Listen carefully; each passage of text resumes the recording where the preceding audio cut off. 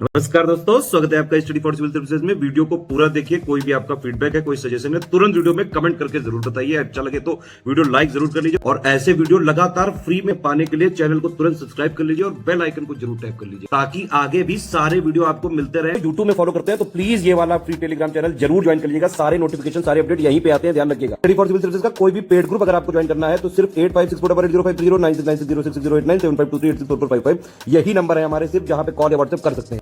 Instagram पे हमारा page जरूर फॉलो कर लीजिएगा, स्टडी फॉर सिविल .सर्विसेज है। ट्विटर पे हमको जरूर फॉलो कर लीजिएगा, @study for civils है। पीसीएसजे प्रीलिम्स की प्रारंभिक परीक्षा जो 12 फ़रवरी 2023 को प्रस्तावित है, उसमें जीके सेक्शन में 9 एक्ट प्रिस्क्राइब्ड है। उनमें से एक है श्री अशिष्ट रूपण प्रतिषेध अधिनियम 1986। तो इसका आज हम लोग अध्ययन करने वाले हैं। छोटा सा एक्ट है, इसमें कुल मिलाकर 10 धाराएं दी गई हैं। कोई यहाँ पर चैप्टर डिवीजन नहीं है। संक्षिप्त नाम विस्तार प्रारंभ पहले में, फिर परिभाषाओं के बारे में दिया, जैसे श्री अशिष्ट रूपण जो है क्या होगा, क्या किस प्रकार से परिभाषित किया गया है। श्री अशिष्ट रूपण अंतर्विष्ट करने वाले विज्ञापनों पर प्रतिषेध, ये 3 में दिया हुआ है। और श्री अशिष्ट रूपण अंतर्विष्ट करने वाली पुस्तक, पुस्तिकाओं आदि के प्रकाशन या डाक द्वारा भेजने पर प्रतिषेध इसमें लगाया गया है 4 में। तो धारा 3 और 4 ही वो धाराएं हैं जो बहुत ज़्यादा मेन कंसर्न की हैं इसमें। फिर इसमें पुलिस के अधिकार बताए गए हैं कि प्रवेश करने और तलाशी लेने की शक्ति और जो सामग्री जब्त करने की शक्ति जो है वो किसकी होगी, कैसे होगी और क्या वारंट की ज़रूरत है इसमें कि नहीं। उसके बाद पेनाल्टीज़ हैं जो इसमें कन्विक्शन जिसका हुआ धारा 3-4 के तहत, तो इसमें क्या शास्ति यानी पेनाल्टी या दंड है। फिर कंपनी द्वारा अपराध करेगी तो उसको किस तरीके से ट्रीट करेंगे। अपराधों का संज्ञेय और जमानती होना इसमें बताया गया है। ये जो ऑफेंस है ये संज्ञेय अपराध है, यानी कि इसकी एफआईआर दर्ज की जाएगी और ये बेलेबल है, इसमें बेल मिल जाएगी आपको। ठीक। उसके बाद सद्भावपूर्वक की गई कार्रवाई के लिए संरक्षण इसमें कहा गया। पुलिस जो कि एफआईआर दर्ज करती है अशिष्ट रूपण सामग्री के प्रकाशन के लिए, बाद में कोर्ट से छूट जाते हैं तो पुलिस पर केस नहीं कर सकते हैं। ठीक। नियम बनाने की शक्ति इसमें किसकी होगी ये हम देखेंगे अभी। आ जाते हैं डायरेक्टली कंटेंट पर। स्त्री अशिष्ट रूपण प्रतिषेध अधिनियम जो है ये 23 दिसंबर 1986 को पारित किया गया था। हालांकि इसमें लिखा गया है कि इन्फोर्स तब से होगा जब केंद्र सरकार अपनी अधिसूचना द्वारा राजपत्र में नियत करेगी। तो केंद्र सरकार ने नियत तिथि क्या निकाली थी इसकी, 2 अक्टूबर 1987 से इसके प्रावधान लागू होने थे। ठीक है। तो अगर कहें कि इन्फोर्समेंट डेट क्या है तो ये डेट है 2 अक्टूबर 1987। ये है डेट ऑफ इन्फोर्समेंट 2 अक्टूबर 1987। परिभाषाएं पर आ जाते हैं। परिभाषाएं में लिमिटेड परिभाषाएं, जैसे विज्ञापन के अंतर्गत कोई भी सूचना, परिपत्र, लेबल, रैपर या कोई अन्य दस्तावेज शामिल होगा जिसके अंतर्गत प्रकाश या ध्वनि या धुआं या गैस के माध्यम से कोई दृश्य रूपण भी शामिल किया जाएगा। ठीक है। कोई भी पैम्फलेट छपा हो या फिर इवन कोई अगर छोटा सा ऑडियो भी हो तो उसको इसमें विज्ञापन के अंतर्गत लिया जाएगा। वितरण के अंतर्गत नमूने के तौर पर चाहे मुफ्त में अन्यथा वितरण भी इसमें शामिल है। जो वितरण शब्द का प्रयोग इस अशिष्ट रूपण अधिनियम में किया गया है उसमें मुफ्त या फिर पैसे देकर वितरण दोनों शामिल होंगे इसमें। स्त्री अशिष्ट रूपण से किसी स्त्री की आकृति, ठीक है, उसके शेप, उसके रूप या शरीर या उसके किसी अंग का किसी ऐसी रीति में चित्रण करना अशिष्ट माना जाएगा जो स्त्रियों के लिए अपमानजनक हो, ठीक है, निंदनीय हो, नैतिकता या नैतिक आधार के विकृत, भ्रष्ट या क्षति होने की संभावना जिस रूपण से हो। इसमें जो लेबल शब्द का प्रयोग किया गया है वो चिन्हित, स्टाम्पित, मुद्रित या चित्रित विषय वस्तु हो सकता है जिसे पैकेज पर चिपकाया गया हो या पैकेज पर दिखाई दे रहा हो। ठीक। पैकेज के अंतर्गत कोई बक्सा, डिब्बा, टिन, कार्टन या अन्य तरह के पात्र भी इसमें शामिल होंगे। विहित शब्द से इस अधिनियम में जो मतलब विहित किया गया है वो अभिप्रेत है इसमें। अब जाते हैं धारा 3 पर, जो मुख्य धारा है इसमें कहा गया है कोई व्यक्ति ऐसा विज्ञापन उनमें से किसी रूप में नहीं छपवाएगा जिसमें स्त्रियों का अशिष्ट रूपण किया गया हो, प्रकाशित नहीं करेगा, प्रकाशित नहीं करवाएगा और उसके प्रकाशन या प्रदर्शन की व्यवस्था नहीं करेगा या उसमें भाग नहीं लेगा। तो प्रकाशन कोई करवाता है वो भी दोषी होगा, प्रकाशन करवाने में जो सहयोग करता है वो भी दोषी होगा, प्रकाशन को जो डिस्ट्रीब्यूट करता है वो भी दोषी इसमें माना जाएगा। ठीक। उसके बाद है कि स्त्री अशिष्ट रूपण करने वाली पुस्तकों, पुस्तिकाओं आदि के प्रकाशन या डाक द्वारा उसको भेजने पर प्रतिबंध इसमें लगाया गया है। ठीक। अब लेकिन 4 जो धारा है इसमें कुछ यहाँ पे प्रावधान है जो ध्यान रखने जरूरी है कि किसे अशिष्ट नहीं माना जाएगा।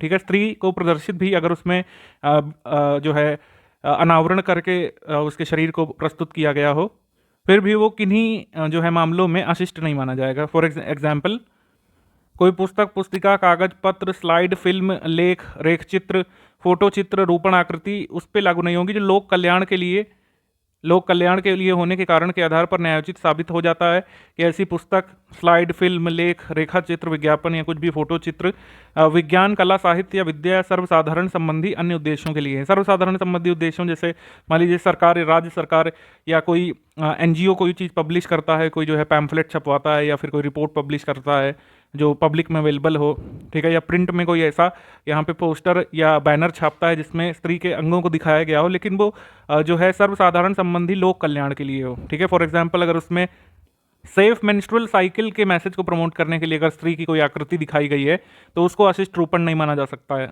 मान लीजिए कोई अस्पताल है, वो यहाँ पर प्रमोट कर रहा है कि जो है कॉन्ट्रासेप्टिव्स यूज़ करें, ठीक है, कॉन्ट्रासेप्टिव्स वगैरह यूज़ करें कपल्स जो है, और पॉपुलेशन कंट्रोल पर ध्यान दें, तो कॉन्ट्रासेप्टिव के साथ अगर किसी महिला को दिखाया गया है या उसके जनांगों को दिखाया गया है तो वो भी जो है अशिष्ट रूपण में नहीं आएगा।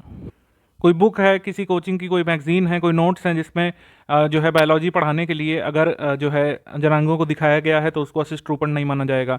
कोई एमबीबीएस का कोई कोर्स कर रहा है, वो कोई बुक खरीदता है, ठीक है, कोई पब्लिशर है, वो बुक पब्लिश करता है ऐसी जिसमें जो है स्त्री जनांगों को दिखाया गया है, लेकिन वो एजुकेशनल पर्पस के लिए हैं, ठीक है, विज्ञान के लिए हैं, और इसलिए जो है उसको अशिष्ट रूपण में नहीं माना जा सकता है।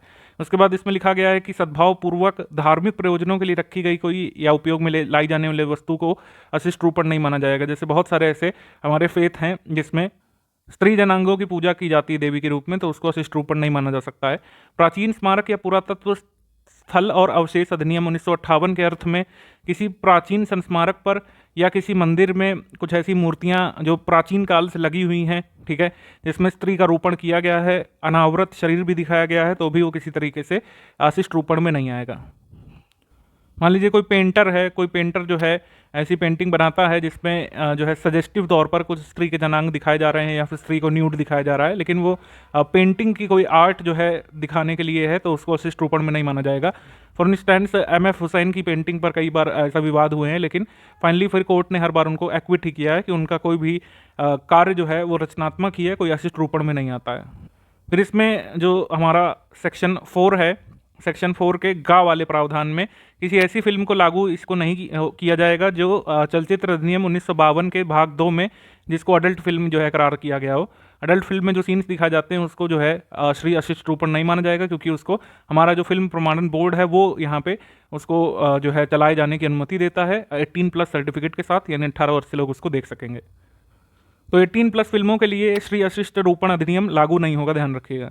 उसके बाद प्रवेश करने और तलाशी लेने की शक्तियां यहाँ पे किसको होंगी? राज्य सरकार द्वारा प्राधिकृत कोई राजपत्रित अधिकारी, ठीक है, उस क्षेत्र की स्थानीय सीमाओं के भीतर जिसके लिए वह प्राधिकृत है, अगर उसे लगता है कि वहाँ पर किसी जगह पर इस अधिनियम के अधीन धारा 3 या 4 के अधीन कोई अपराध किया जा रहा है, उसको उसके विश्वास करने का कोई कारण है कि यहाँ पर अपराध किया जा रहा है, तो वहाँ पर प्रवेश कर सकेगा और उस जगह की तलाशी भी ले सकेगा। 5 में धारा 5 का खा कहता है, 5B ये कहता है कि विज्ञापन अथवा ऐसी कोई पुस्तिका, कागज पत्र, स्लाइड, फिल्म, पैम्फलेट, रेखा चित्र, रंग चित्र, फोटो अभिग्रहित कर सकेगा, ठीक है, यानी कि ऐसे मटेरियल को सीज करने का अधिकार भी उस अधिकारी का होगा अगर उसके पास विश्वास करने का ये कारण है कि इस अधिनियम के किन्हीं उपबंधों का उल्लंघन वह सामग्री करती है। तो 5C में लिखा हुआ है कि उल्लिखित किसी स्थान पर पाए गए अभिलेख, रजिस्टर, दस्तावेज या अन्य किसी बौद्धिक पदार्थ की परीक्षा वो कर सकेगा यदि उसके पास विश्वास करने का कारण है कि इस अधिनियम के अधीन दंडनीय किसी अपराध के लिए साक्ष्य प्राप्त हो सकता है, तो ऐसे रजिस्टर वगैरह को भी वो सीज कर सकता है, ठीक है। इस उपधारा के अधीन कोई भी जो प्रवेश किया जाएगा वो प्राइवेट निवास गृह में बिना वारंट के नहीं किया जाएगा, ध्यान रखिएगा। बिना वारंट के जो है प्राइवेट निवास में कोई अधिकारी इस अधिनियमों के उल्लंघन की जाँच करने के लिए प्रवेश नहीं कर सकता है। तो धारा 5 उपधारा 1 के अंतर्गत जो इसमें तलाशी लेने का यहाँ पे अधिकार दिया गया है वो वारंट के साथ होगा, बिना वारंट के नहीं होगा। दंड प्रक्रिया संहिता यानी कि सिविल प्रोसीजर कोड 1973 के उपबंध इस अधिनियम के अधीन किसी तलाशी या अभिग्रहण को, यानी कि यहाँ पे सर्च करने और सीज करने के अधिनियम वैसे ही लागू होंगे जैसे CRPC धारा 94 के अधीन जारी किए गए किसी वारंट के प्राधिकार के अधीन ली गई तलाशी या किए गए सीजर पर लागू होते हैं। यानी जो भी चीज़ें जो है सीज की जाएंगी या तलाशी ली जाएगी वो CRPC धारा 94 के अधीन जो वारंट के प्राधिकार के अधीन ली गई तलाशी के समतुल्य मानी जाएगी। जब कोई व्यक्ति उपधारा 1 के खंड खा या गा के तहत किसी ऐसी वस्तु का सीजर करेगा तो यथाशीघ्र निकटतम मजिस्ट्रेट को उसकी इत्तला करेगा और वस्तु की अभिरक्षा के संबंध में उससे आदेश प्राप्त करेगा, ठीक है।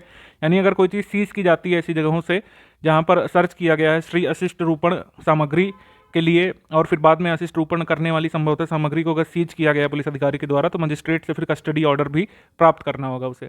अब दंड यहाँ पे बताया गया है कि धारा 3 या 4, 3 का आशय है कि विज्ञापन कोई ऐसा करना जिसमें अशिष्ट रूपण किया गया हो, और पत्र, पुस्तक, पुस्तिका, पैम्फलेट कुछ भी ऐसा रखना, या फिर कोई भी ऐसी सामग्री, डायरी कुछ भी रखना जिसमें श्री अशिष्ट रूपण किया गया हो, तो धारा 3-4 के तहत उपबंधों का उल्लंघन करेगा। तो प्रथम दोष सिद्धि पर दोनों में से किसी भी प्रकार के कारावास की, यानी सादा कारावास या फिर कठोर श्रम वाला कारावास, अवधि 2 वर्ष तक की हो सकेगी उसको सजा, और 2,000 रुपये तक का जुर्माना हो सकेगा।